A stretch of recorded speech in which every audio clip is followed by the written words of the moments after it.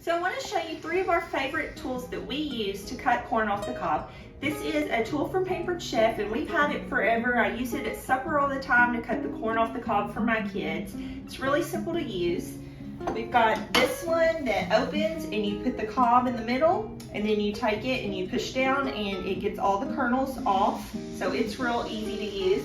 And then I also have this one that is kind of like an apple corer, if you've ever used one of those. Our recipe that we follow to freeze corn requires 13 cups of corn, 1 cup of sugar, and 2 teaspoons of salt.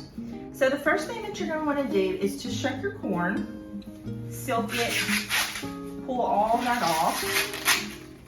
So get all that off, clean it up. You can see I've already started doing quite a bit. Kind of just getting going here.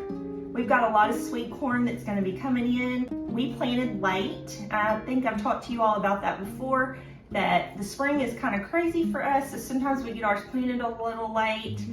So sometimes we put it up later than most people do. Okay, so I'm gonna get all these silks off.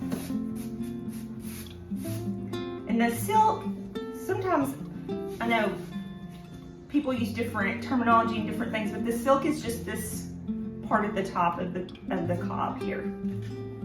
And we're going to talk to you a little bit too about how to know when your corn is ready to pick in a different video.